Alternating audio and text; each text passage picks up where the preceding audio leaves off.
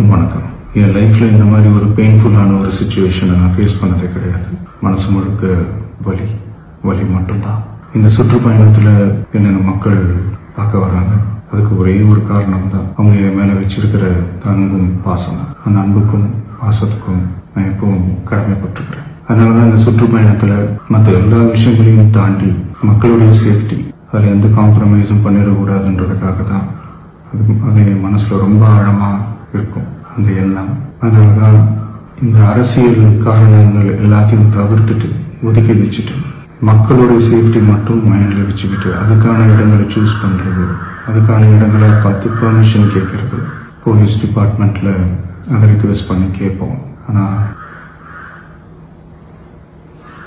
நடக்கக்கூடாதது நடந்துருச்சு. ஆனா மனுஷன் தானே.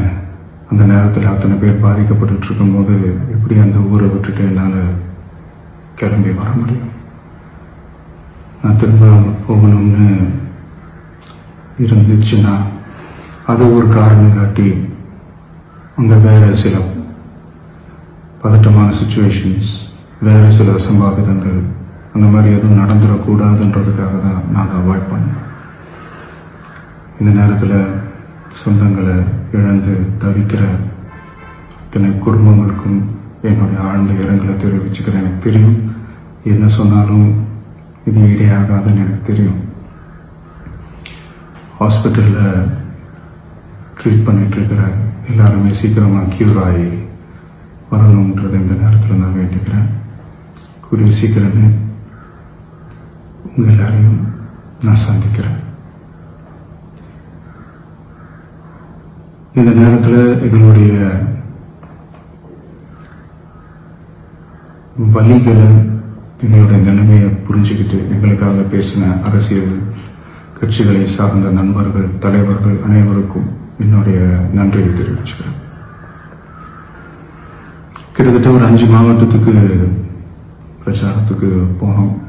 இந்த மாதிரி எதுவுமே நடக்கல. ஆனால் கரூரில் மட்டும் ஏன் எப்படி நடக்குது, எப்படி நடக்குது? மக்களுக்கு எல்லா உண்மையும் தெரியும். மக்கள் எல்லாத்தையும் பார்த்துக்கிட்டு இருக்கிறாங்க. கரூரை சேர்ந்த அந்த மக்கள் அந்த உண்மையெல்லாம் வெளியில சொல்லும்போது எனக்கு கடவுளே நேரில் வந்து இறங்கி அந்த உண்மைகள்லாம் சொல்ற மாதிரி எனக்கு தோணுச்சு. சீக்கிரமே எல்லா உண்மைகளும் வெளியில வரும்.